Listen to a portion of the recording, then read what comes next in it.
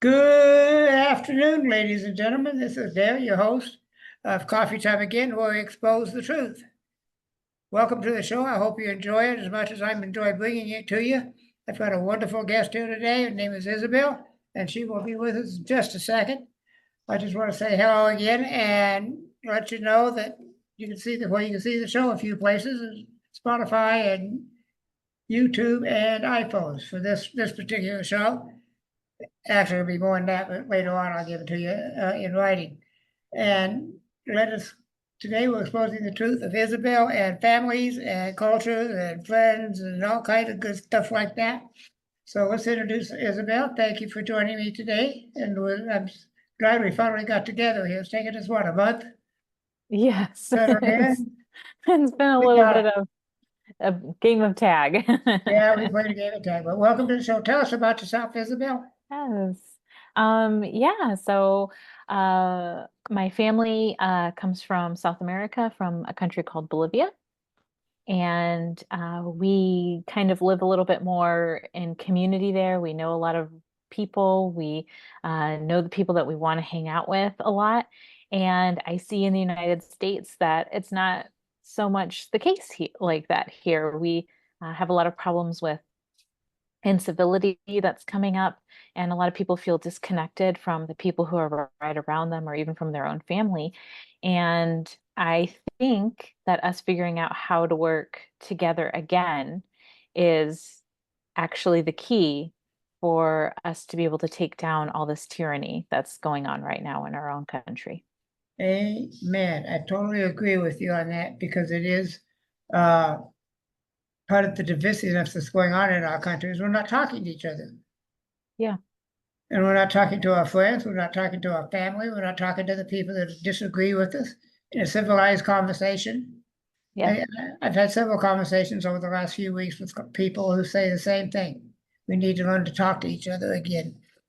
Yeah. And as I stated, I forgot to tell you, I ask these questions, and I ask questions that come up to me while we're talking. And you say you're from, how long have you been in the United States, your family? Well, I'm the first generation that was born here. Okay, So I've really been here my whole life. I've had little times overseas, but I was born here. yeah. Um, but I think some of what happens when you're the first generation born here, is that you sort of learn the old ways of doing things within your family, but Mhm. you're also learning the new culture at the same time. And sometimes we can get a little bit confused about what culture is which. Mm. And then when we kind of start to figure it all out and we understand, okay, these things that I prefer are actually more of a South American thing. And these things that are going on over here on this side that is leading to just a lot of distrust that's going on is actually coming from the American side. And I sort of had this like big epiphany where I kind of realized all of this together maybe about 4 years ago. Okay. And I started being like, oh my gosh, like we have to relearn how to work together. And if we don't, like this is literally the playbook for the gulags, for the concentration camps, for all of it, is that you get Yeah. people so split up that they can't work together that then these awful things end up happening. Yes, and they are going to happen. I talked to a gentleman yesterday on a show that we had the same conversation practically that it's just we're going to end up in a civil war if we don't start Yeah, working on this. yeah. So you're right. I totally agree with what you said. Oh, hell, I thought I turned my phone off. Okay. Sorry about that. That's fine. I'll unlock it. Sorry about this. I normally have it shut down long before this.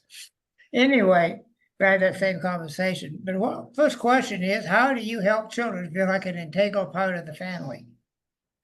Yeah, so with children, what I'm seeing is happening here is that the parents feel so stressed out that they're supposed to do all these things for their children or for their family, and they feel like the two of them have to handle everything that in cultures where people work together in community, you would actually have anywhere between 6 families to a total of like maybe even 50 people all Mhm. working together to be able to help that community feel like, oh yeah, we're all in it together, we're all helping each other. So the parents in this country will hand an iPad to a 2-year old and be like, hey, 2-year old, take a look at the iPad. I'm going to go clean up the kitchen from dinner, Mhm. right?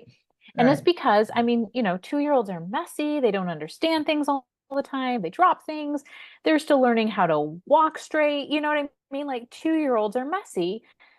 So I understand why the parents are handing over the iPad and saying, you go over here and you do this, right? And I'm going to clean up the kitchen the proper way. But in reality, that 2-year old needs to be brought in, and maybe the only thing that the 2-year old is really great at doing is taking the spoon and putting it in the dishwasher. But you're going to give that 2-year old the job that he takes the spoons and he puts them in the dishwasher. And as you keep on doing this with your children, as they keep on growing up and you keep on just getting them more and more involved in the everyday family life, and you're telling them, like, hey, you're part of this family, you're really important to us, and we need you to put the spoons in the dishwasher, then the more that they're going to feel like, oh, yeah, this is my foundation for my life. Like, these are the people that I belong to. These are the people that I help. These are the people who need me. And they're going to feel like, yeah, I belong somewhere. And that's a really great foundation for the rest of their life. Interesting. I've never heard of that philosophy. I think it's a really good idea, though. Wish I'd have known about it when I had little kids. Of course, I Yeah. didn't even have iPads when my kids were young. Yeah. I mean, but other parents just used, the TV for it Yeah, or that's handed what. them certain toys, right? But Yeah, what is that doing? That's really teaching the child that same thing. you're not connected with the family, and you're also um it's almost like you're a king baby, right? Like you're not supposed to be doing chores. Like you're this other form of human being or something like that, right? Mhm. And you want them to feel like, no, I'm part of this and I'm going to get involved. Yeah, and I would think that they would want to, because that brings them Yeah. closer to the parents. Yeah. The father Yeah. says, take this screwdriver and put it over there, or whatever. That makes them closer to oh, daddy wants me, daddy needs me. Hmm. And that's where it would work with the mother too. I think that's an excellent plan. I like it a lot. Thanks. How do other cultures determine what a friend is? How does it compare to the US? Yeah, so what I'm seeing in the United States that's happening, especially with social media, is that people will spend maybe an hour with someone and they'll be like, oh, I had a really great conversation with this person for an hour. And I mean, maybe you both were at the same bar and you're drinking the same drink, like anyone can talk about, like, hey, the bar's cool and the drink is fun for an hour. But then they'll say, oh, yeah, I met a new friend. But in so many cultures, they're they're still feeling each other out. So they'll have a minimum of maybe like 200 hours. In my culture, it's closer to 1,000 hours that we're spending together. And you're hoping that during all those hours that maybe something goes wrong, right? And you have to maybe call upon that person and depend on them for something. And if you call that person and they just blow you off, or they just act like, oh no, I don't have time for you right now, I'm busy, then you know that this isn't a person that you continue having some kind of a relationship with, because there's not this mutual camaraderie that should be happening within a deeper friendship, right? You should be having deeper conversations. You should be able to rely on these people. You should know that this person has your back when something bad happens, right? And Yeah. just going into friendships in the United States after knowing someone for an hour. And then I've even heard of another hour, or I guess another time is 50 hours for the United States. For some Yeah. people spend 50 hours with someone and then they call them a friend. And then they spend 200 hours with someone before they call them a best friend. But in Hmm. a lot of cultures, best friend doesn't exist because they're like, a human being is so multifaceted that they are going to need at least like 5 really good friends or 6 really good friends to actually be able to handle everything that one human being has going on inside of them. So why would you have one best friend when we all need way more than just one person? Yeah. Um, Yeah. So that's kind of how I go into friendships, and I kind of shock people because I'm like, oh, I haven't spent that much time with you. I don't really know you, but they're already introducing me as a friend to them. And I'm Yeah, like, yeah, like we're getting to know each other. yeah. That's what when I was a drug and alcohol counselor, I called that state of what you're talking about. I didn't Yeah. use the number of hours. I called it the acquaintance state. Yes. Yes. Then to get after a while, not overnight or a few hours, but then you could call them friends. Yeah. So I'm familiar with that. I did it myself without even knowing what I was doing. I wasn't using the 200 or 500 hours or whatever, Hmm. but I understand that concept very well, and I like it a lot. I use it a lot in my groups as a counselor. Yeah.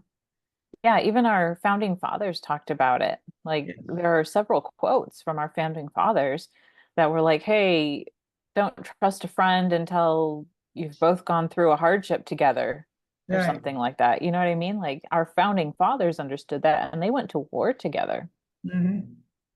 Yeah, that's one place you can really make a friend in a hurry is in a combat situation. I know that too. Yeah. Here's one that really bothers me because I know we lost our tribes and villages to the nuclear family and institutions. Yeah. Yeah, That's we've where the war is we've going to lost come them. from. I'm sorry, what did you say? That's we've lost our tribes and our villages to get the cohesiveness of the two. Yes. Because I know a little bit. I grew up around a lot of Native Americans in Okay. my hometown, and I could see, even as a young boy, I could see there was something different about the way they reacted to other people. Yeah. Yeah, so I think what happened within the United States is that we became very, I call it institutionalized. We started depending upon the school system to teach our children when it used to be, that the parent went from, teaching the child how to wash the spoon all the way into here's how you read. And then you would spend all this time with these other people and they would have different perspectives on life, right? So there Mhm. would be a lot of philosophical questions being asked at night, maybe around a fire. And people would be relaxed, but they would have all these different ways of including critical thinking and teaching that now has been divided up into you go to school for this, you go to church for this, you go to sports or something like this for this, you go to this group for camping experiences, Mhm. right? And it's like we took everything and we turned it into an institution, and now it has been taken away from just your way of life. So, the goal with my group of Florida Freedom Family is that we start to relearn how to parent within community and have goals for how it is that we're going to be parenting. And we start doing all these things together so that instead of having to rely now on institutions that are telling us, when we're allowed to pee, when we're allowed to answer questions, what we have to write down on papers, even if you go to a church right now, the pastor will speak and then he'll put up on the slides, here are the notes that you should be writing down or something, right? Mhm. We're trying to just bring it all back into a community instead and find the people who we have these connections with. And then from there, we should be able to form our tribes again and then form our bigger villages. Yeah, I was wondering because the way you're talking, seems to me you're advocating for homeschooling more, but in Mhm. a different way, incorporating the academics, the sports, the spirituality, and the other things Yeah. all together, rather than just, well, today from 10 to noon, we're going to work on arithmetic. Yeah, yeah. So it would be more of, um, I guess it would be more of like a like a homeschool pod is maybe how they're describing it now. Mhm. So I know that a lot of people in the past have had this idea that homeschoolers just stay at home and they don't meet anyone else and they don't know how to talk with other people. But at this point in the United States, there are over 5 million homeschoolers. So you should be able to find other homeschoolers, or you can find other families that are ready to leave the traditional school system easily. And then you start linking up with these people, and then you're like, okay, well, how are we going to do this? And some of these, homeschool pods, they like all the children are doing their own, maybe math on their own with their parents, but then they get together with the group and then they do maybe Socratic circles where they've all read a same book or a same passage from a book. And now they're going to do a lot of critical thinking around that passage. What does it actually mean? What was the author actually trying to say? What's another way that we can look at it? And then they're still having discussions, they're having very deep conversations together, but they're learning at a much deeper level than what any of the government schools are capable of teaching right now. We can look back at the life of George Washington, and we discover that he was reading the Bible at 5. He was in college Yes. at 14. Yes. Yeah. And he taught to read the Bible. Learned himself. His parents taught him to read using the Bible. Hmm. Oh yeah. If you get like the what are they called? The McGuffey uh readers Mhm. from before schooling became forced upon all of us in this Yeah. country, you'll see what is considered like fifth or sixth grade. Those children back then, before school became forced upon everyone, were reading at what is now considered like a graduate level of reading in Okay. colleges. Yeah. Yeah. It's just I wasn't for a long time a big fan of homeschooling, but as time goes on and the more people I talk to and the more I learn, the more I'm saying, maybe I was wrong. Maybe Yeah. homeschooling is the way to go. Let's take a look at this from another angle. Yeah, yeah. It's just yeah, it's so different now. Because I do remember like when I was growing up, the only people who I did know who homeschooled were very, very conservative, very, very religious, right? So it was hard to have these deeper conversations or even play devil's advocate with them, right? Because they really only you felt like they only knew a certain way of how to think. But now today, you can find people from so many different walks of life who homeschool and who are wanting to find better ways for their children to be self-directed so Mhm. that so that this desire to do better and be better and invent things on their own is all intrinsic and it's not coming from an outside source that's forcing it on them. I didn't homeschool our children, but however, my boys. However, I made an effort, and my wife did too before our divorce, and I think she continued it after our divorce, was try to teach them to Yeah. think, not what to think, how to think Yes. about something.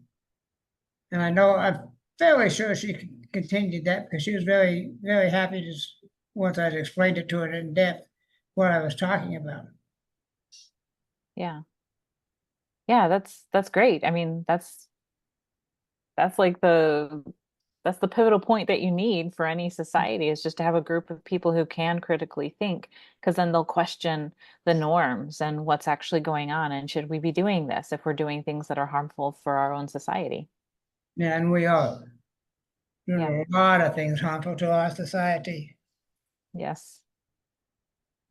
You just explained this pretty well. What's the key to success when using a student-directed homeschool method? Yeah.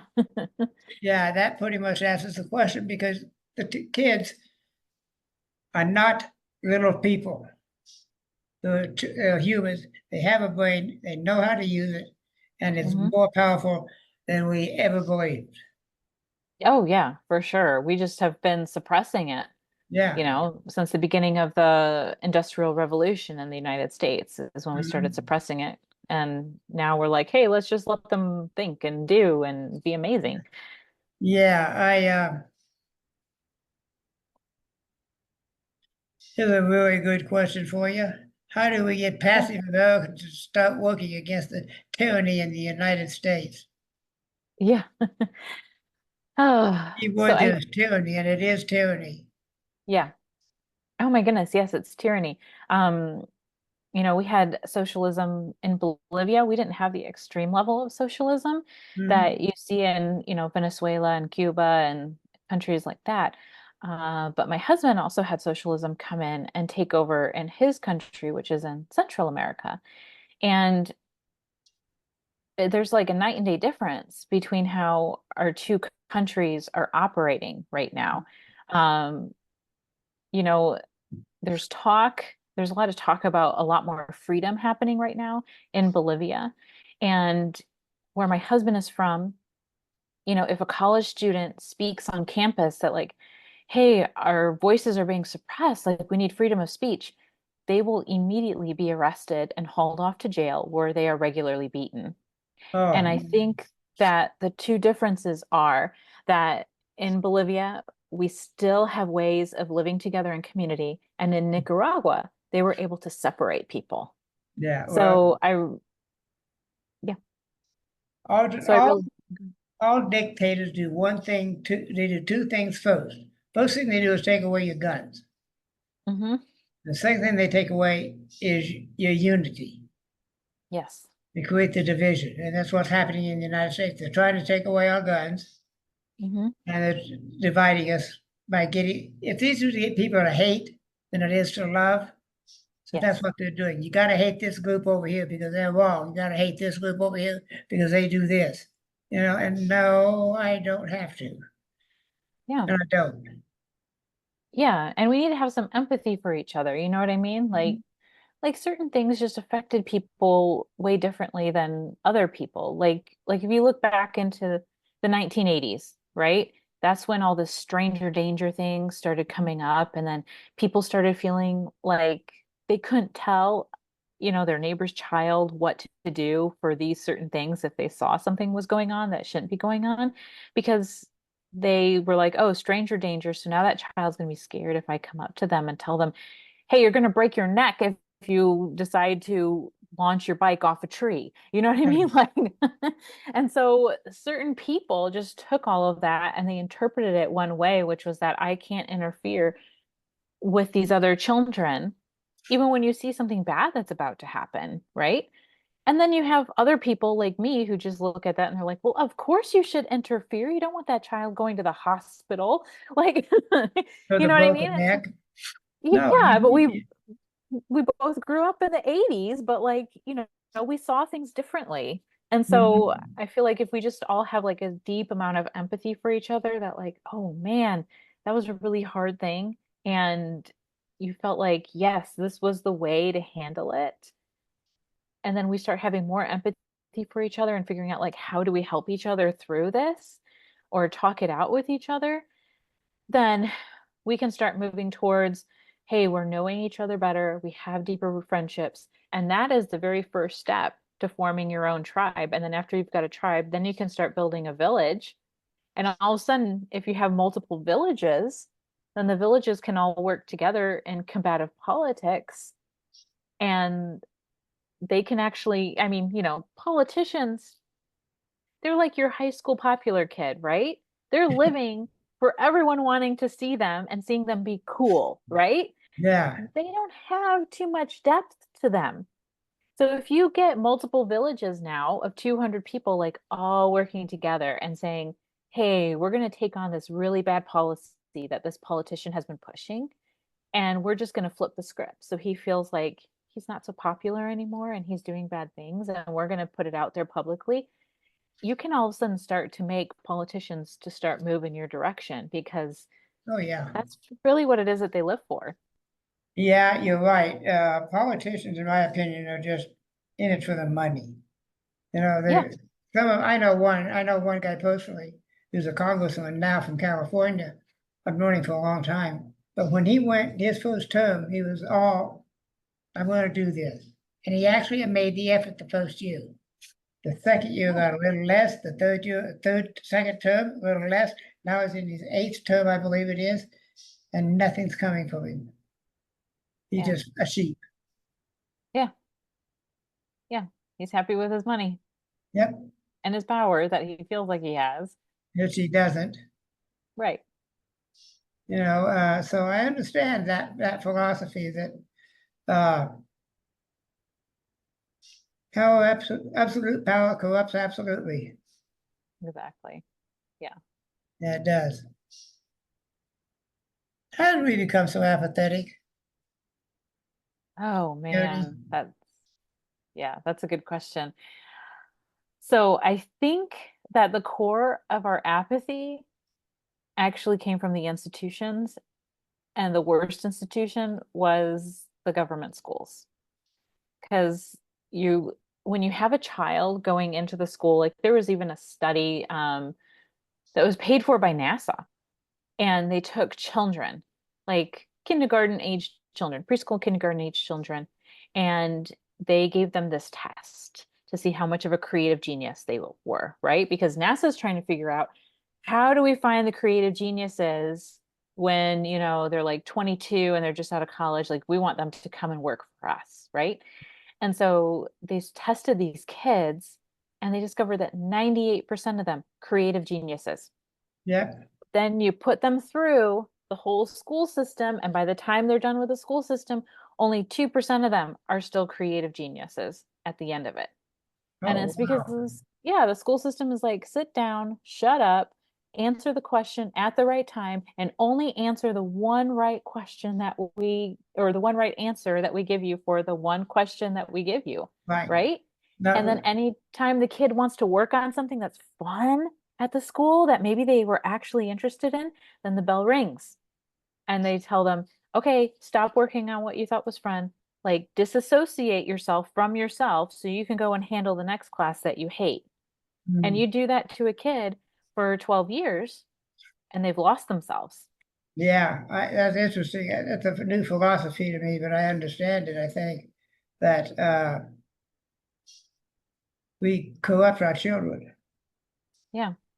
brainwash them in a sense, to Yeah. follow, to be sheep. Yeah.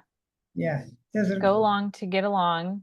And then if they can't even now speak up for their own selves, how are they going to speak up for their neighbor who they see as in pain? There's an old saying that I found in one of my researches for one of my shows, and I don't remember which one it was, it's been so long ago, but it's the Yeah. philosophy in the classroom will be the philosophy in of the government in the next generation. Yeah, that's good. And I'm Yeah. going, what you just said, I'm going, well, no wonder. Duh. I've been trying to Yes, figure out that's how what they that works. did. It's true, part of this, I believe, started in the 60s with the Vietnam War protests and the burning of the bars and burning of the draft cards and all that silly nonsense. Uh, Yeah. I think that's where a lot of this started was then with the protests and stuff. With what we have today, with all the protests that we have today, and they're not standing up to tyranny; they're creating more tyranny. Yes.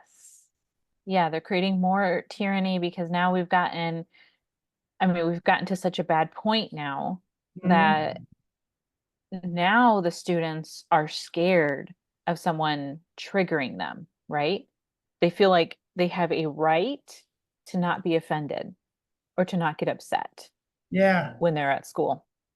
And we're seeing it even in the colleges now. Oh yeah. And it's the loss of the critical thinking, it's the loss of spending time together. Kids used to grow up together and they would figure out how to play games together outside, and if someone was being way out of line, he'd get a punch in the face and then the kids kept on playing, right? Right. None of that is happening now. And No. then yeah, and then you even have teenagers now. Finally it'll come out in teenage boys, right? They'll finally punch each other in the face, which they should have done when they were 6, right? To try and get through some of these problems. But now what are they doing? They're calling the cops on these kids. Yeah, no. Yeah. And it's like they just have been socialized wrong. Like we have to You go do back a this. bit.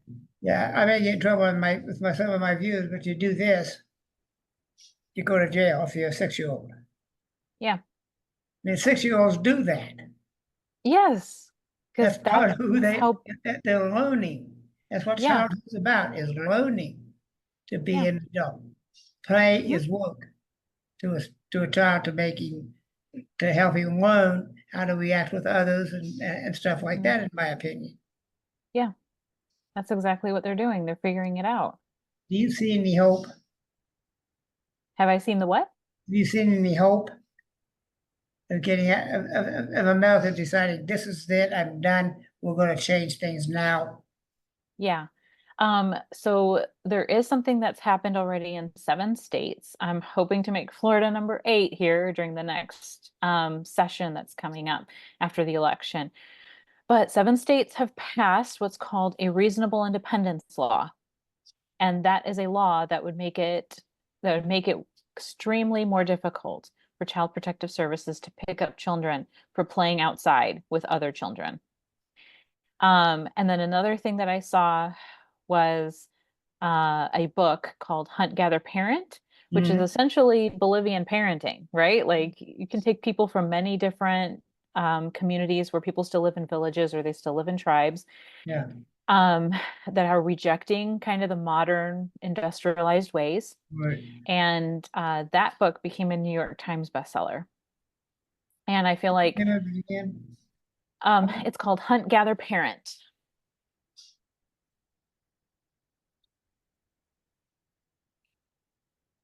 And the author is Micheline Duclef.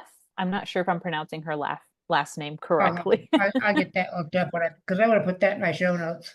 Yeah, and then the other thing that's bringing me hope right now too is is just kind of a combination. A lot of people have been asking me to go on podcasts because of these things that I'm talking about. So I'm like, okay, people might actually be hungry now to do this.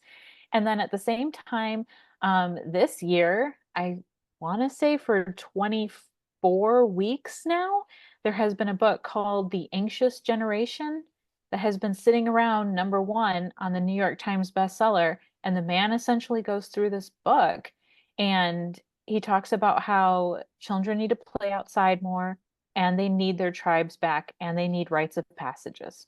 Hmm. Oh, And yes. and this is how we get our children into adulthood properly.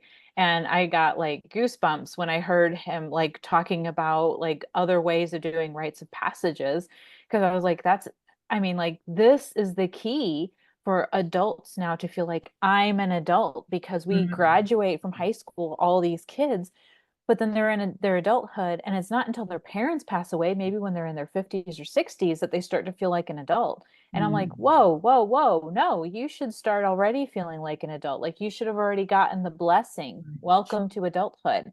Not And because they're you're not getting 18, it. not just because Yeah. you turned Yeah. 18. Not just because you're 18, like the blessing needs to come at another time from within your tribe. Mhm. And that book is sitting there. It's been like I've seen it go up and down. People keep on talking with me about it because they're like, it's the stuff you're talking about. So I'm finally reading it now. I'm halfway through it, but I was Okay. just like, oh my gosh, like maybe we're at the critical turning point now. Well, what I see as a hope, and I think it was Oklahoma, but don't quote me on that, was Okay. making an effort to bring Bibles back into the school. Oh yeah, I think it was Oklahoma that was doing. Yeah, I think you're right. Yeah. And that made me give me some hope that if one can get away with it, they'll figure out ways to get other. I'm deeply spiritual and deeply religious. However, I don't want to shove my religion on you. It's your choice, Yeah. your decision. You do what you want to do. However, we Yeah. need exposure to it so we can make an Yeah. intelligent decision. And I Yeah. say we put in the Quran, the Torah, the Bible, Muslim holy writings. Put them all in there, not just one. Put them all in there. Yeah. Let's discuss these things. Like Yeah, let's have the deep, difficult conversations about religion and politics. Let's start right, doing it. Let's right. have the Socratic discussions and the Socratic circles, and you know what I mean? Like we need it all. So Mhm. how do we keep on bringing it in and making it Yeah, and making it more possible for other families to be involved? Like that's my hope with like Florida Freedom Families. We can do homeschool pods, then maybe we have some kind of a backup for families where both parents currently have to work until we start to figure out ways to support each other more, so that maybe both parents don't have to work or something. You know what I mean? right. But I think I that's feel like, another issue yeah, is both parents working and not having one at home, particularly the yeah, nurturing, which is the mother, the female, is the hmm nurturing. yeah, So when they're real young, I think that that would be optimal, but that's my opinion. Yes. Yeah, yeah, when they're young. But then you see when the boys start becoming teenagers, they need those men. Oh boy, The do we. men. They Yeah, need the big, men strong men. bring Even if them it's a into little it. guy, he needs to be strong. Yeah, Strong will, not bulky strong, but strong willed. Yeah. yeah. Uh, we pretty much answered that question. Do we have any hope of winning freedom? Yeah, we do have hope. I always have to have hope. Yes, we have to have hope. Yes. What could we be doing in our homesteads and perhaps in case everything hits the fan? Oh, yeah. I mean, I personally believe that the strongest thing that you can have if you're prepping is a group of people who you know have each other's back. Like that's going to be your strongest fortress to make sure that like, hey, we're in it together, we're going to make this work. Because if all of you are together and all of you want to figure out how to make it work, solutions are going to start coming to each Hmm. of you, but you're going to be sharing it with all these people. Right. And that's going to be the best way to move forward. I mean, yes, it's important to have your gardens. Yes, it's important if you can have some cattle to have them. Yes, it's important to have, you know, chickens and Yeah. water filtration and all of that kind of stuff. But I feel like if you have that solid core of people and you're all like, how can we better each other? That's going to be the fastest way to figuring out all of those solutions that you're going to need. Yeah, that's also the best way because you got a group, the strength in numbers. Yes, So there will yeah, I always think be a that strength in I numbers. see that whether just going for the material things, a hole in the ground with all the bomb shelter type things that we had in the 50s and 60s, Yeah. which was ridiculous to begin with. Yes. Well, I So much remember diving fear. out, I'm going to say, dive under your desk so to protect you from a nuclear bomb outside the window. Yeah. Even at my age, I'm going, no. No. Yeah, maybe enjoy your last candy bar or something, you know what I Yeah, mean? And wave the world goodbye, right. like diving under your desk being fearful in your last moments. Oh my gosh. And what can I start doing today to improve my family's ability to get along well together? Get along together well. Yeah, so the main things that I'm telling people, if you don't know how already how to parent within a tribe or a village or a community, whatever it is that you want to call it, one of the very first and easiest steps that you can do is just going ahead and grabbing that book, Hunt, Gather, Parent, and Mhm. seeing how it is that, the lady who writes it, she's not a psychologist, she's not a parenting expert, she's just a very curious human being who goes to three different tribes on three different continents. And she starts to learn how to parent her own toddler who is a little bit nuts. You know what I mean? And Yeah, all of a sudden, her home life gets better. yeah. And at the end of like every section, she has very simple things that you can start doing within your Okay. own family. Yeah, I better get And that. that will improve. Yeah. You can get that at Amazon, I assume. Oh yeah, you can get it on Amazon. Barnes and Noble still has it on their bookshelves, and Yeah. like all the Barnes and Noble stores I've been in, it's a very popular book. And I'm like, please, more people buy it.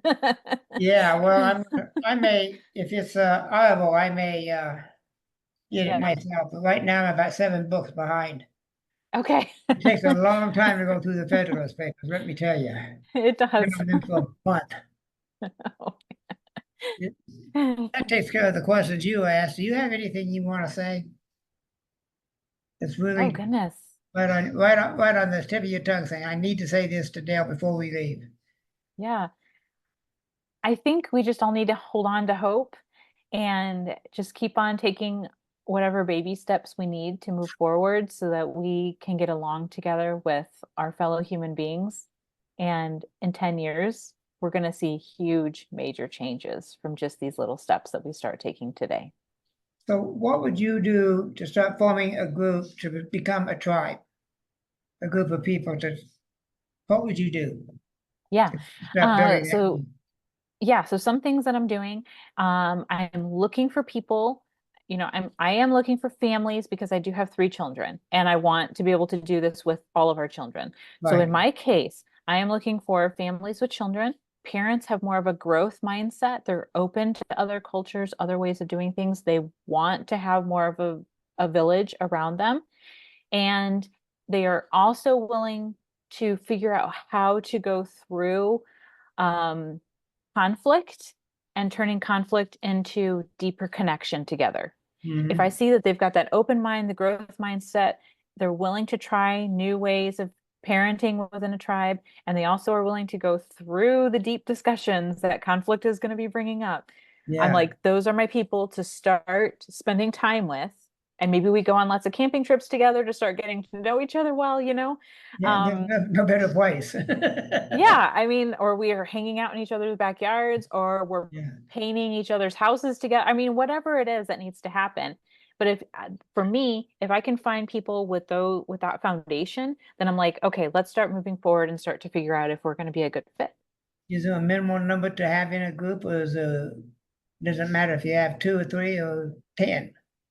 Yeah, so I think the optimal number is you want to have five close friends within 5 miles of your home. So Okay. six families essentially together is kind of like an optimal number for a tribe. And then when you're going out into the bigger village, I tell people to shoot for the number 50. So you want to have 50 people within your 10 miles that you feel like you can probably trust them pretty well. And then you Mhm. want to get up to the number 200. At 200, you split. And there are tribes and villages that exist in other continents Mhm. where they have thousands of people that all know how to stick together. It's just that those tribes have been doing that for so very long that they Yeah. have very certain ways already set about how to make themselves work together with the thousands of people. And we're just starting to build our foundation. So at this point, I'm telling people at 200 we split. But the Amish also do that. The Amish split at 200. They go and form another community once they hit 200. So I feel like it's a good number. I never knew the Army split up. I knew they did. I just didn't know what the number was. Yep, at 200, someone will go off and Started a find new some family. land and then starts another Amish group. Yeah. Yeah. And they're about as close to a tribe as we can think of, at least that I can think of Yes. in the United States. I Yeah. think, Yes. so they're a good group of people. And some of them They are. are, yeah. So I'm very not real familiar with them, although I'm an alcoholic and I was doing research, well, which doesn't work too well, on different ways to get sober. And I Okay. studied a lot of different religions, and none of them worked. Oh, yeah. But the But what, then, but I actually eventually did it. 35 years ago, I quit. okay. But But was it but it was the tribe, right? um, No. what happened is I was in detox. Okay. I went in on the Sunday morning about 6 o'clock Okay. and passed out and woke up Monday at noon. Oh. Yeah, and I was sicker than the devil. But I looked up at the friend of mine taking my blood pressure and just Hmm. said, Judy, that's it. I'm done. I've never had a drink or a drug since.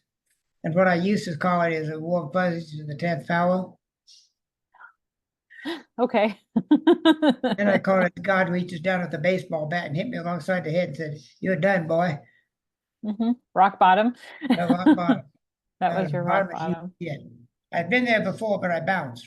This time I didn't bounce. I was just done. And I knew it at a cellular level. I was done. Yeah. Not just up here, in my upset Yeah, stomach. you have to feel it in your Just body. an amazing thing. I don't know how it happened, but I'm glad it did.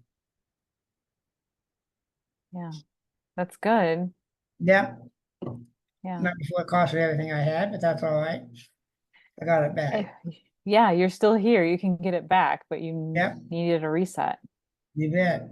And anyway, we've got about, what time is it? 10 minutes, I think, if you want to say anything else. If not, we can end it. Oh yeah, yeah. Yeah, I think that's good. We can end it. I think so. Are you writing a book? I am actually looking into that right now. Okay. Can I put you on my 6-month list to see how you're doing? Yes. I'll invite you back if things have been changed or something, you come some new epiphanies and new knowledge. I'd love to get some more knowledge out of it. Oh yeah, for sure. Like, yes, so actually my goal that I wrote down in my planner for this next week is that I need to get this course from this guy who he was the ghostwriter for several like big New York Times best-selling books. So he's put together this course that teaches you like how to find your publisher and how to get the Oh, first three okay. chapters written, all that stuff. So like next week it begins. Yes, so I'll call you, I'll get a hold of you in about 6 months. I'll put you on my list. Okay, good. Thank you, Isabel. You've been a marvelous guest. I've really enjoyed it. I've gained some knowledge, which is always very good. Yeah, Really, very happy to learn new things. And thank you, and yeah. we'll see you in 6 months. All right, see you in 6 months. Thank Bye. you. Bye.